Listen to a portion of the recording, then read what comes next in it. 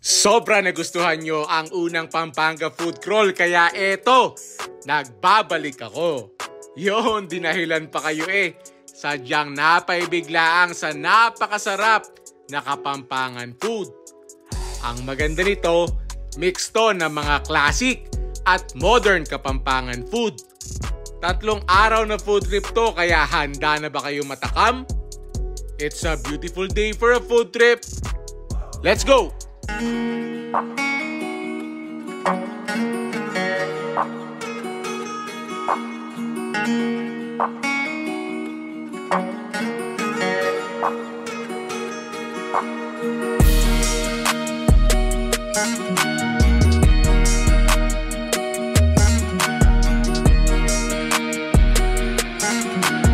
First stop natin sa ating Pampanga food crawl, Apag Marangle.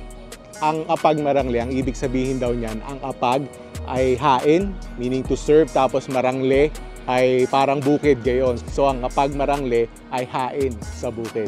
Pagpasok mo parang garden venue sa kasal, sa reception.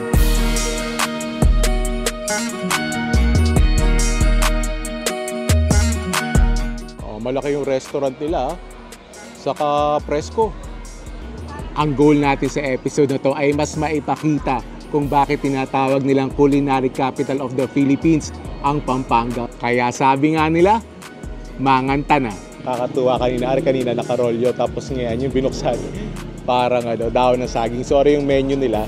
Ang pinili namin, healthy-healthyhan tayo din sa Apag Marangle. Umorder tayo ng ensaladang apalya. Umorder din ako ng fried kamaru, chili garlic, tapos betute. Tapos si Aisha gusto ng sinigang na manok. Umorder din ako ng gulay king gata, sa kaning ng balasenas ampong tagilo. Tapos ang drink namin ay fresh buko juice.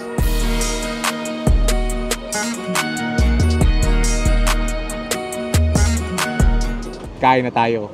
Siyempre, sisimulan natin sa betute, one of the most iconic pagkain din sa Pampanga. Bali are ay pritong palaka na inalis ang lamang loob tapos pinalitan ng ground pork. First bite. Thank you, Lord. Bali ko ano yung nilalagay mo sa Shanghai. Yun nandito, pero may asim ng konti. Kasi ang mga Kapampangan dish, parang medyo marami silang dishes na maasim talaga. Hindi pala siya parang hindi siya parang Shanghai, parang more on relleno yung lasa niya. Nice.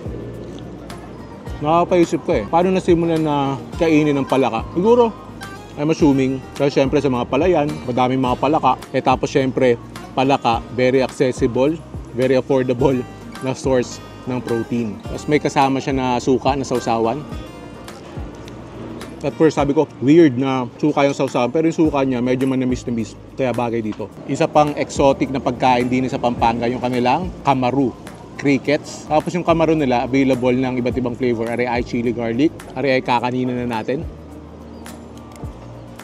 First time ko na-try yung kamaru, hindi siya fried. Medyo parang inadobo na maasim. Ito, sarap nito. Sarap pala pag pag fried lang, tapos may flavor. Very airy siya, very crispy. Parang ang texture, isipin mo parang kumakain ka ng green peas, parang ganun yung texture. Tapos nasarap ng pagka-chili garlic niya. Nice. Tapos meron din tayong sinigang na manok. Try mo natin yung sabaw. Talagang fresh ang palok yung ginamit dito. Tapos yan, may mga gulay with kanin. Yung asim niya, hindi sobrang asim, pero ang sarap ng pagkakaasim. Tapos try naman natin tong ensaladang apalya. Una mo malalasahan, tamis. May pagkamatamis siya. Tapos yung alat niya, depende sa kung gaano karaming itlog na maalat ay sasama mo. Tapos yung pait, sobrang konti lang. Sa dulo na lang. Tapos rin naman, ningnang na talong. Tapos may kasama siyang buro. Ang buro ay fermented na rice saka shrimp. Kung syempre sanay tayo sa Batangas, ang sausawan niyan, kung hindi bagoong ay manghang na toyo mansi na maraming sibuyas. Dini, buro. Panalo. Tapos ito naman gulay nila, gata. May fried garlic sa ibabaw, may nakikita ang okra, sitaw, kalabasa. Tapos yung niya, yung pinakagata niya, thick. Tapos yung parang nagbubuo-buo. Half cook lang yung mga gulay, very crunchy pa. Tapos lasang-lasa mo yung gata na may hint ng sweetness. At syempre, pag nasa bukid, masarap, fresh buko juice. See you sa next one.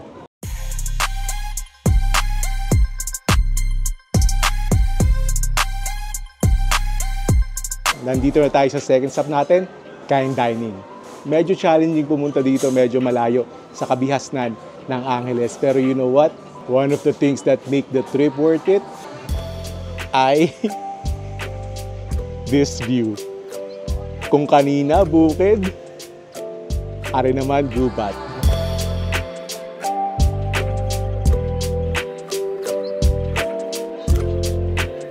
May mga dining spaces din sila sa labas, kaso dahil ngayon ay after lunch pa lang, medyo mainit, pero pag ari daw pag gabi ay talagang pahirapan ng mga pwesto din. Tapos sa baba, yun, bababa ka doon, meron silang mga villas. Next time, stay tayo dyan.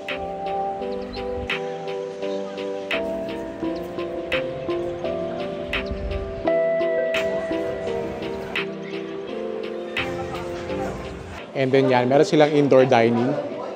Medyo limited yung seats din sa Kind Dining, so highly recommended na magpa-reserve kayo. Ara yung menu nila. Kita nyo, Filipino food with a twist. Yan, meron pa din eh. Habang hinihintay natin yung order, ay magre-refreshment muna tayo at medyo mabanas. Ara yung kanilang Kind Lemonada. Look at that. Drink oh. Level up yung lemonada, try natin. Fruity, sweet, konting asim, very refreshing. Dami pala na rin okoy na rin. This is our signature salad po. Kind salad. Summer salad. May dressing na po muna kasali dyan, pero kung gusto niya, mini garden. Pakilasa ko yung napayabang sa okoy. Dami pala na rin. Meron silang zucchini rolls na salad. Tapos meron silang Kind summer salad, Japanese aglio olio, pork bistec dome. Etong dome na yan ay mashed na kamote saka banana. Tapos may pork bistec sa loob niyan. Tapos ari ay pizza negra. Yung pizza negra nila kaya itim dahil meron yung squid ink. And then ito yung napapanood ko sa TikTok. Ari yung sadya, sabi ko, yung lechon skewers nila and yung kanilang crispy pork curry. Yan, na-meet natin Chef Eman, batang-batang chef ng Kind, at si Miss Cez. Hello po sa inyo.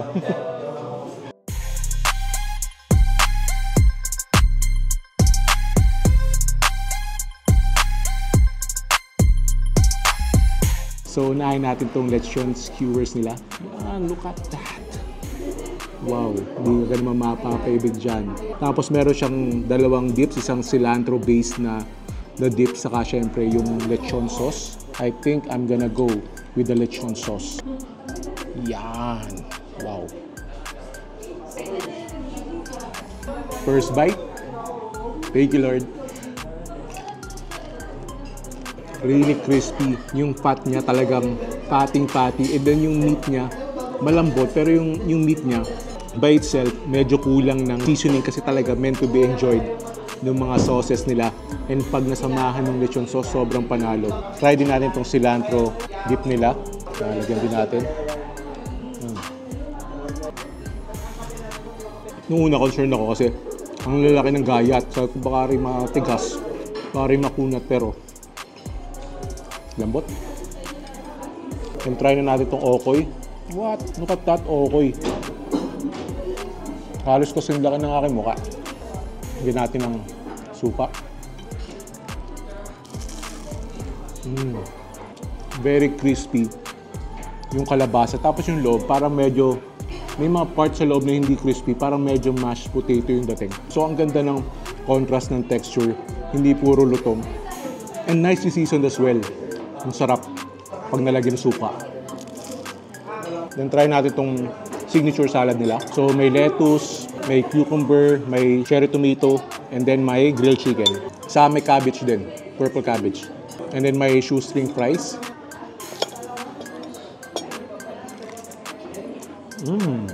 Really fresh tasting, crisp vegetables. And then yung dressing niya, may konting tamis. And then ari yung zucchini rolls. Crisp vegetables, that's it. Refreshing zucchini. Pwede rin kung mahilig ka sa vegetables. And then yung kanilang pizza negra. Wow, cut that pizza. So I'm seeing tomato, shrimp, onion, right, arugula. Kaya natin. Really thin yung crust. Crispy dahil nung vegetables. Nicely salted because of the cheese. Tapos a little tartness from the tomato. Nice pizza. Tapos rin naman yung kanilang Japanese aglio olio. So may pusit, saka ano din, shrimp, saka may tahong din nakikita.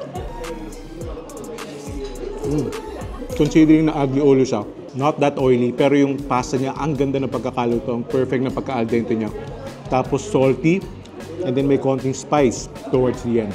And then ito, kaya ako in-order to, I just found out na ang Kind Dining pala, same owner siya ng Soup, which is one of the best restaurants we've tried the last time we were here in Pampanga. And yung Soup Kare-Kare, yan ay nasa top 5 ko ng dishes na natimusa ko sa Pampanga. Kaya syempre, in-order uli natin yung crispy pork kare.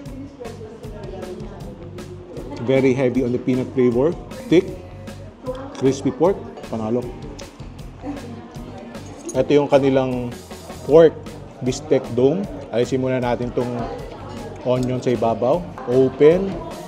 Sesame. Wow. So I'm seeing thin slices of pork bistek. May mga konting fat. Tapos may konting juices, konting sarsa, and some onion. And then lalagyan natin ng konting sarsa. Try muna natin yung ano lang, pork bistek.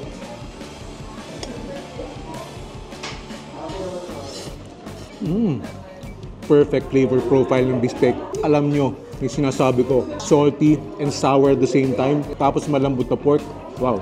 Ang request ko lang, sana magawa nila ng paraan na ang dome na ay kanin. Dahil ang sarap na rin sa kanin. Pero try natin yung kanilang mashed potato and mashed banana. That actually works kasi yung mashed na sweet potato sa banana.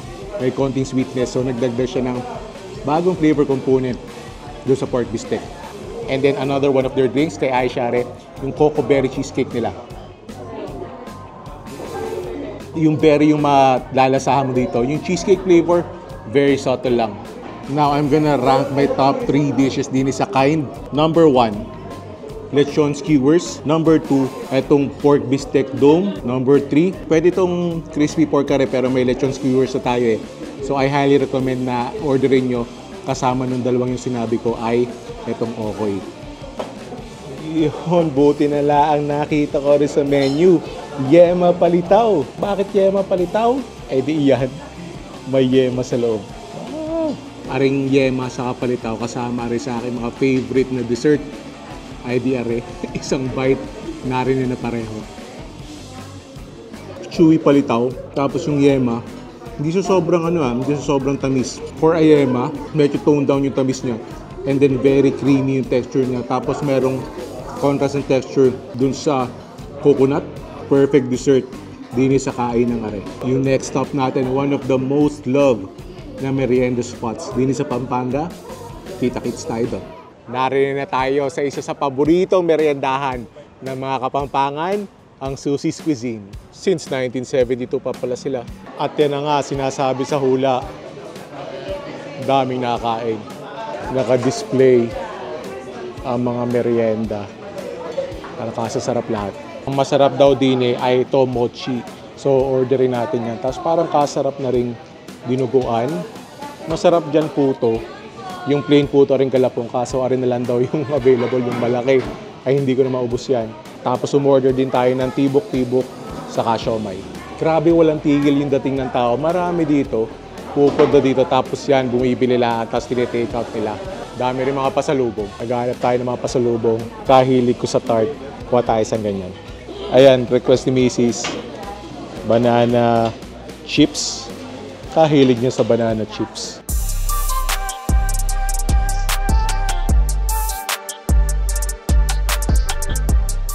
So bukod sa ating palabok, bukod sa dinuguan, meron tayong siomai na merong sausawan, merong halo-halo, merong mochi, at tibok-tibok. Ari na ang legendary Susie's Cuisine palabok. Wow! So may nakikita akong chicharon, itlog, may mga hibe, tapos malapot na sauce. First bite. Thank you, Lord. Wow, sa lasa, sobrang panalo. Ang ganda ng alat ng palabok sauce. May alat from the hibe. Tapos lutong nung chicharon. Kalamansi na lang ang kulang. Di na kailangan na rin ng patis o kung ano man. Siguro are, sa mga palabok na natimusan ko, are ang the best. Ang ganda ng lutong ng chicharon eh. Tapos ang ganda ng alat ng hibe. Yung tipong yung saktong-sakto yung lasa ng sarsa, and then the hibe will hit you with a salty flavor profile. Aray naman yung siomay nila. Ayan. Siomay. Tikman muna natin na walang sausawan. Wow! Sausaw natin sa toyo. Isang feedback na lang natin ha, pero yun ang nasabi ko na walang sausawan. Wow! Tapos, chili oil. Very meaty ng siomay. Maanghang na chili oil. Ito, ipapartner mo talaga doon sa palabok nila. Tapos sa rin dinuguan nila, hindi na tayo nagkanin, na tayo may merienda lang. Hindi na rin tayo nagputo. So may nakikita ko yan, mga taba, balat, may laman, mga lamang loob ba? Ba, may buto-buto. Yan. Try natin. Alam ko merendahan tong Susie's Cuisine. Pero ito, plus kanin, panghalian o hapunan mo na. Tapos sa yung mochi nila. Ang mochi, ang laman niyan ay munggo. So, yan, parang chewy yung pinakano niya. And then, ano siguro to, binlow torch. Kasi merong burnt na texture. Parang palitaw na merong konting crunchy texture. Tapos yung palaman, sakto-sakto tamis. Tapos sa yung tibok-tibok nila. Ang tibok-tibok, kaya yan ang pangalan niya. Sorry, Maha. Na kung tama ang tanda ko, gawa sa gatas ng kalabaw. Tapos kaya siya tibok-tibok. Siguro kung ano yung naisip nyo yun na yun. Kasi habang niluluto siya, parang nagbabubble siya. So parang tumitibok-tibok. Kaya tibok-tibok ang tawag. Try natin.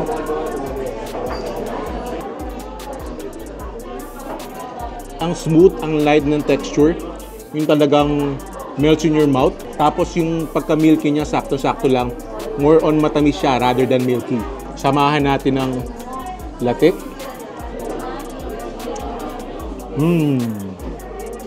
That is nice. Dito halo-halo nila.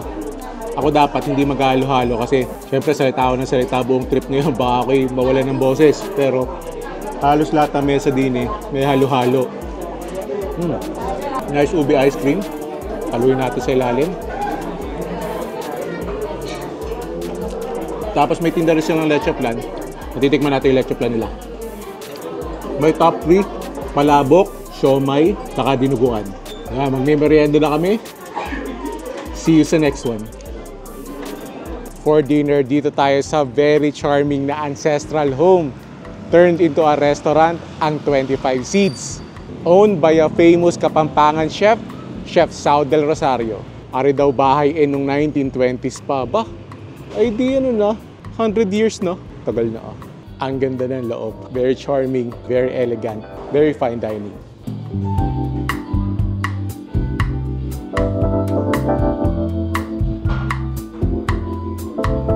Tapos kaya daw 25 seats yan ay in celebration sa 25th year ni Chef Sao sa culinary industry.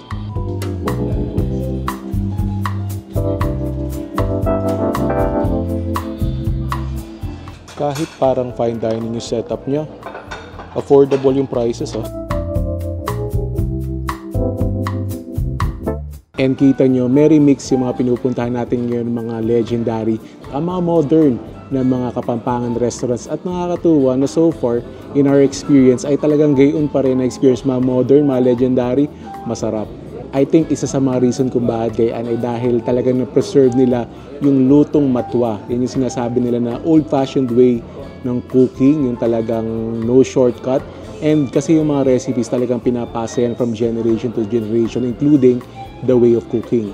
According to my research, ay kasama ang Kapampangan heirloom cuisine sa curriculum ng mga vocational institutions na nagtuturo ng culinary arts din sa Pampanga. So bukod pa kay Chef Sao at mga naunang Kapampangan chefs, we can expect a new breed of Kapampangan chefs. So try na natin itong aligi rice. So ayan, ngayon lang ako makakatikim ng aligi rice na merong crab meat kani, may green mango, at tapos may edible flowers. Gusto kong tinusan muna ng aligi rice muna. First bite. Thank you, Lord. Wow. Masasama yung aligi, pero hindi siya sobrang alat. Kasama siya ng konting green mango kanina para to damihan na natin. Meron tayong steamed na fresh pampano, so may garnish na carrots, may edible flowers, may konting sili, may, I think that's pansoy, and uy, nakapal yung pampano. Walang lansa yung amoy ng pampano. Tapos sabawan natin.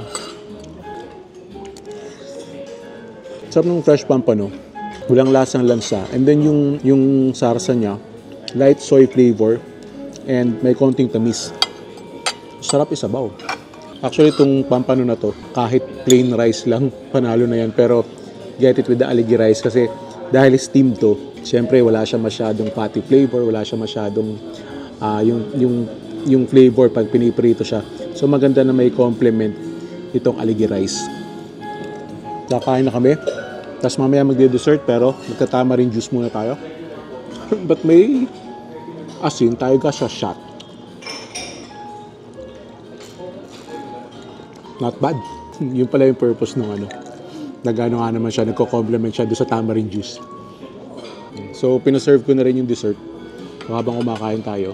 Yung pala, I forgot to mention, yung addition nung kani, wala naman siyang halos ambag sa flavor. More on sa texture yung ambag niya. Kasi yung green mango ay may crunch. Yun naman, hindi siya crunchy. Nice texture. Saka, something different. So, ito yung queso de bola na caramel cheesecake. First time ko makakatry ng queso de bola na cheesecake. And with the addition of caramel, should be a nice cheesecake. Medyo makapal yung pinaka-base niya. Pero, looks nicely put together. Try na natin. Really smooth. Tapos yung caramel niya, hindi masyadong matamis. Siguro dahil nagko-complement siya dun sa pinaka queso de bola. Yung queso de bola, I really can't point out yung distinct na queso de bola flavor, pero I guess when put together, napakasarap na cheesecake. See you tomorrow.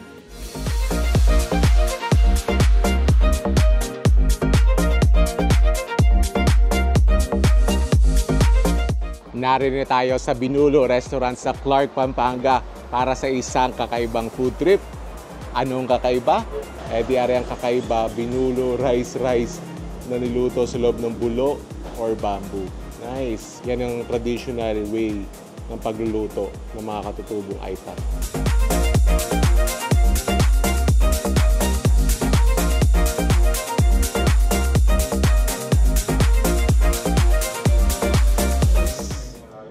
At medyo malaki naman yung kainan nila. Medyo marami naman makakain. Medyo maaga pa. Kaka-open pa lang nila actually. I'm assuming maya-maya puno na. Ano yung menu nila? Siyempre, dun tayo sa Binulo Specialties. Hangat na ulang, river prawns in sour, lemongrass broth na niluto sa bulo. Binulo rice. Para something different talaga, something unique. Tama-tama, hindi pa tayo nakakapagpako salad.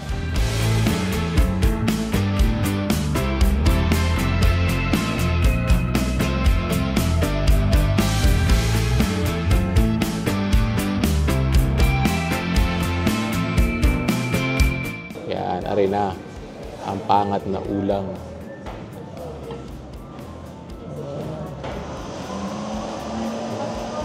Look at that gorgeous po. Kala ko yung lobster. Laki. Ay, bango. Tinamahan ako ng usok Wow. So, ang ulang ay river prawn. Ano kayang pampaasim dito? Tatanong natin kung ano yung ginamit na pampaasim. Pero tingin ko, based on the color, ay kamatis ang ginamit na pampaasim. At ari na ang Binulo rice. Dalawa pala, kaya pala naman 190. Tapos parang siksik na siksik naman. And then meron din tayong inihaw na hito. na merong buro and more vegetables. So may mustasa, may talong sa ampalaya, saka syempre yung ulam natin and pako salad. Sorry na. Unahin na natin itong binulo rice. Buksan natin. Look at that packaging. Really hot. Oh, init. Mainit. Oh! Parang suman. Yan, oh. Parang suman. Tapos amoy na amoy mo yung dahon ng saging. Garne pala. Akala ko, ang lalabas, parang niluto pa rin sa rice cooker. So, iba pala yung kakalabasan. Tikman muna natin itong binulo rice. Okay, so, ang ano naman niya, yung sa loob naman yan. So, parang kanin na, parang puso. Parang ganun yung ano niya, nakikita kong texture niya. Pero, subukan natin, tikman natin kung anong lasa. First bite. Thank you, Lord. Okay. Dahil binalot siya sa dahon ng saging, parang lasang suman, pero hindi matamis. Tapos yung labas, parang ganun nga yung texture. Pero yung sa loob, parang puso nga. Pero ano naman siya, hindi naman siya sobrang sticky. Iisip ko sobrang sticky siya eh. Pag kinagat mo, parang naghihiwa-hiwalay pa rin naman. Sa una, parang kakaiba. Paano mo ito uulaman? Pero tingnan natin kung anong lasa pag uulaman natin. So itong ulam natin, itong inihaw na hito. Kamayin na natin.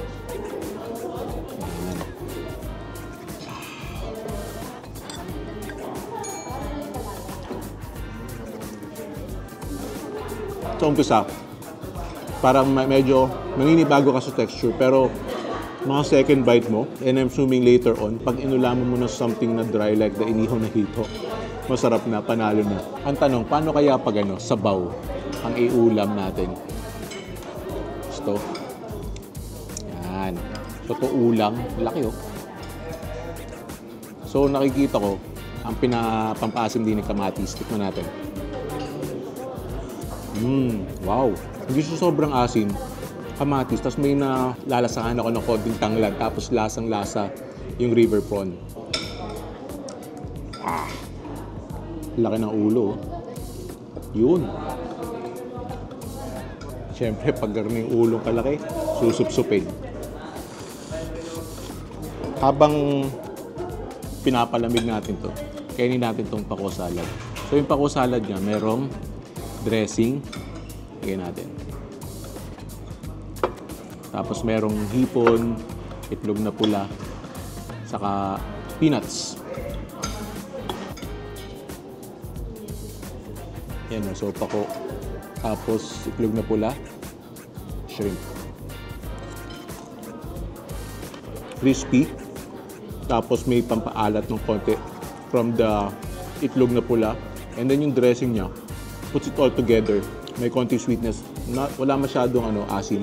Ako siguro personally, mas gusto ko yung lang, yung basic lang na dressing for the pako. Siguro, vinaigrette lang. Mas panalo for me. Buksan natin tong ulang.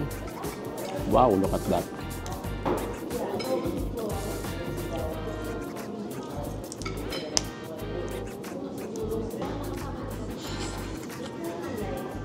Fresh sugpo. Tapos, itong binulo rice. Sausaw na natin. It works din with sabaw. Tapos, syempre, pag nasa Pampanga ka, sasamgyupsal ka. At ang samgyupsal din mustasa, protein, in this case, inihaw na hito, at buro. See you sa next one.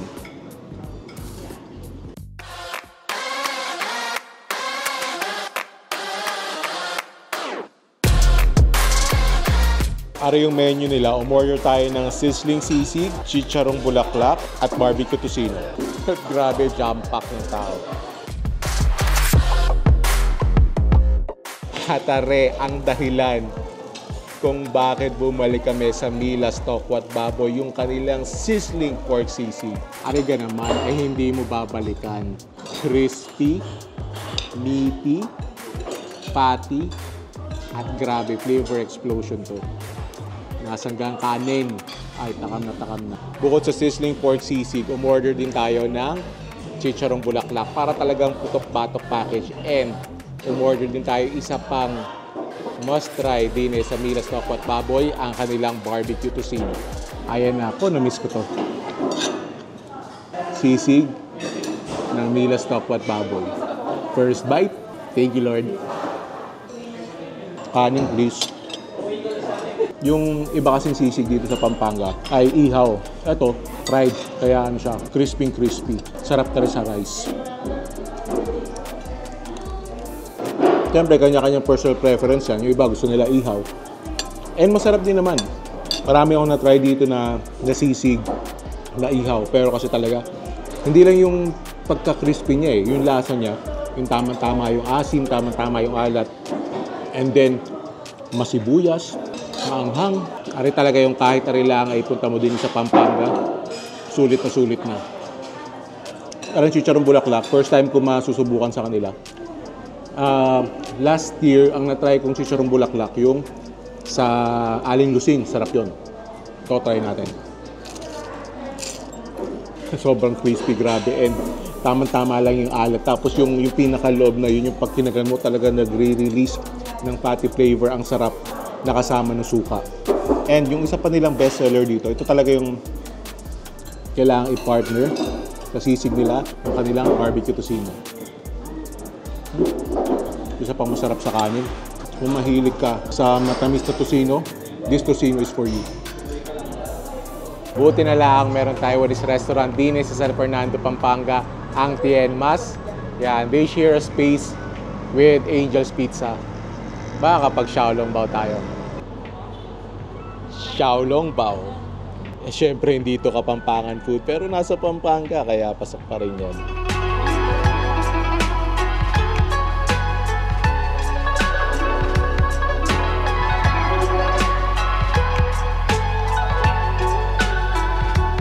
Ayun na, so we're having Xiaolongbao in Pampanga. Okay? Tapos syempre, the way I eat Xiaolongbao, kakagating ko muna yung pinakaulo. And that should expose the soup. Tapos, iinumin ko. Wow! Hindi ganun kadami yung soup niya, pero very flavorful. Lagyan natin ng konting ginger. Tapos a little bit nung soy vinegar. Hindi na rin yung first bite, pero thank you Lord pa rin. Aside from the fact na hindi ganun kadami yung soup, this is pretty good Xiaolongbao.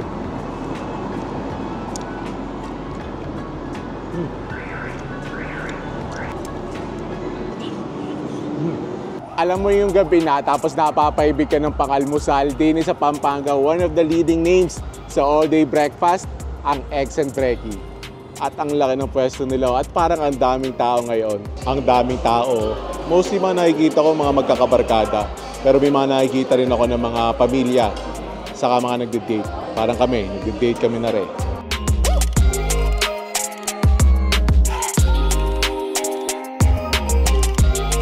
Hindi pa tapos ang food trip natin. Bukas for brunch, magdadrive tayo 1 hour away from the city, out of the way pa. Dahil balita ko may masarap na restaurant doon na nag-o-offer, nagsiserve ng Kapampangan food. At dahil nasa paanan siya ng Mount Arayat, napakaganda ng ambience. Kaya stay put lang kayo dyan. But for now, breakfast tayo ng alas 7 ng gabi. At ang dahilan kung bakit tayo narinig ang kanilang waffles, we have two. Yung kanilang s'mores waffles and choco chip waffles. Unahin muna natin itong waffles. So I'm seeing 4 na waffles, lots of chocolate chips, may whipped cream and choco drizzle. Wow. Nauna na dessert. So, lagyan natin ng whipped cream yan. Grabe. Isipin mo yun yung breakfast mo. Any time of the day. First bite. Thank you, Lord. Ang ganda ng pagkakaluto ng waffle. Crispy pa yung labas. Tapos yung loob, ang ganda ng pagkakaluto. And then, very chocolatey. Ito naman, so halos ganun din. Ito lang ay merong malus, kaya naging s'mores. Wow. Kung mahilig ka sa waffles, para ka lang nag-camp yan. Look at that.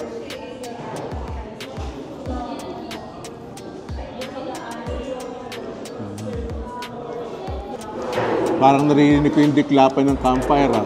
See you sa aming next food trip.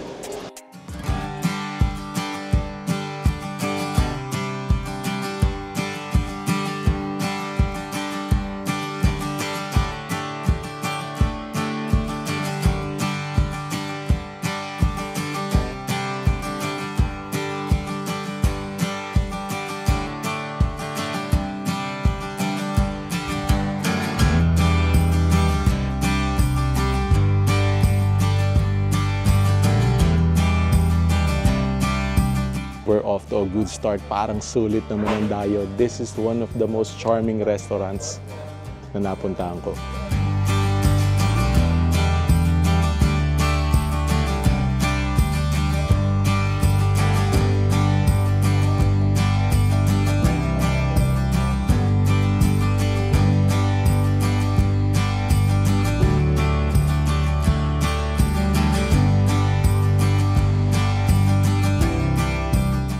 Dito tayo sa labas ng pwesto para mas maganda yung natural light. Doon yung pwesto namin, yun si Aisha. Tapos, merong view ng kanilang pool. Kasi itong Abyss Farm ay may mga villas din sila. Part pala sila ng LJC Group. Ay, masarap nga din eh. Ayan o, ari yung mga LJC Group eh. Masasarap yan. Eto, Lorenzo's Way. Napunta ako na to sa BGC. Tapos, syempre, Bistro Remedios, Abe, Cafe Adriatico. Umorder kami ng sinuteng baby squid. Tapos, umorder din kami ng gising-gising, binukadkad na plapla, lamb adobo, and for dessert, sekreto ni Maria. At napaka-presko dito sa Abyss Farm kasi going here, papunta dito, talagang sobrang init at tirik na tirik ang araw. Tapos pagpasok namin, pagbaba namin ng kotse, yung mga puno, yung shade ng puno, tapos yung hangin, napaka-presko. Tapos papapreskohin pa natin ng fresh calamansi shake. Wow, sarap. Refreshing pero nandun pa rin yung asim ng calamansi. Kung gusto niyo naman ng matamis, edi sagot ko lamang rin kay Aisha. Ang dami namang masasarap sa San Fernando. Pumunta pa tayo din out of the way, 1 hour away from Manila. So 1 hour papunta din eh. So yung pabalik namin ng Maynila, madadagdagan pa ng 1 oras. Tingnan natin kung worth it ang travel. Ayun. Sobrang sarap. Ang tama na antok. Sinuteng baby squid. Pinakagkad na plata. Thank you, thank you. Thank you, thank you. Thank you. Sorry yung ating binukadkad na plapla. So tilapia na ibinuka. Tapos meron siyang kasama mustasa, buro, saka sausawan. Ari yung baby squid. Gising-gising. At first time ko matitimusan, lamb adobo.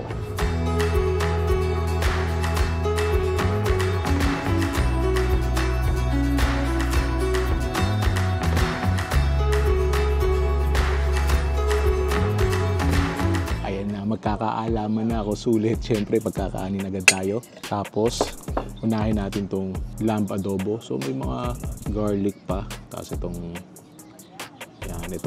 part na to na may laman sa kataba. Tapos sasabawan natin. Yan, yung sabaw hindi nagmamantika pero yung amoy grabe. So laman muna, kunin natin. Hop, kita nyo malambot yun, no? First bite. Thank you, Lord. Sobrang lambot nung lamb. Tapos yung pagka-adobo niya, salty on the salty side but not too salty. Grabe yung napakalasa. Sarap ng sabaw. Ari yung sabaw na pag inadobo mo, pag pinaglutuan mo ng adobo, magsasangag ka ng kanin doon. So to part na may taba. Hindi maanggo yung niya, yung lamb. Tapos itong binukadkad na plapla. Wow. Really crispy. Sunod na natin to kasi masarap to sa sabaw ng adobo. Sobrang crispy. Tapos flaky yung skin. Yung seasoning niya, hindi ganun kakompleto yung seasoning kasi I'm assuming kailangan isasawsaw mo or sasamahan mo ng buro na medyo maalat. So sawsaw natin doon sa toyo mansi niya. Tapos mamaya, tatry natin some gipsal style. naman yung baby squid. So, may olive oil siya. And mga seasoning. Sabaw natin yan. Really tender. Tapos, kahit naliligo siya sa olive oil, hindi siya ganun ka-oily. Una mong malalasahan yung seasoning niya na salty, and then later on pa yung pagka-oily niya ng olive oil. And then gising-gising. Pare-request na rin ni Aisha. Crispy. Ang sarap ng pagkakagata niya. Nandun yung alat, pero lasa mo pa rin yung gata.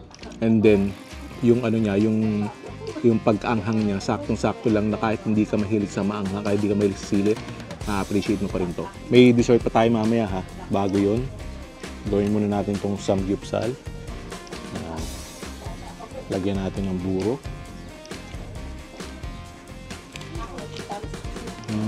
Yun. Nalagyan ng buro, yun na.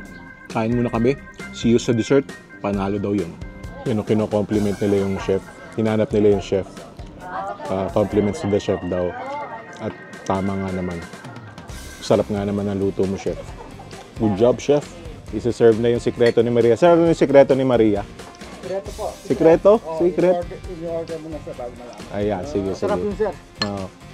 At ari na ang sikreto ni Maria. Ice cream.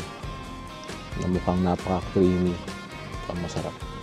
Yung napakasarap na kain na yung kailangan ng napakasarap na panghimagas. Tingnan natin kung yun ay ang sikreto ni Maria. Ooh.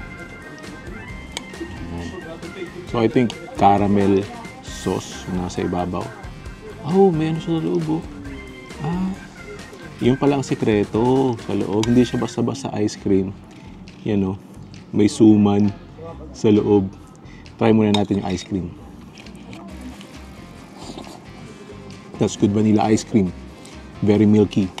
Tapos try natin itong suman with some of the melted ice cream. Sarap mo suman. May isa pang sikreto. Ano rin? Ano to? Natin. Kulay orange. May mangga. Baka may dagdag na. Kadami sikreto ni Maria. Baka meron pa. Ayun, wala na. So, ice cream, suman, saka mangga. Tapos, pag samasamahin natin, sama natin yung sa ni Aisha at paubos na. Sikreto ni Maria, must try. That's it for today's vlog. Thank you for joining me. Sana nag-enjoy kayo. And if you did, make sure to click on the subscribe button and notification bell and watch me on the vlog right here. Thank you for watching. I'll see you in a bit.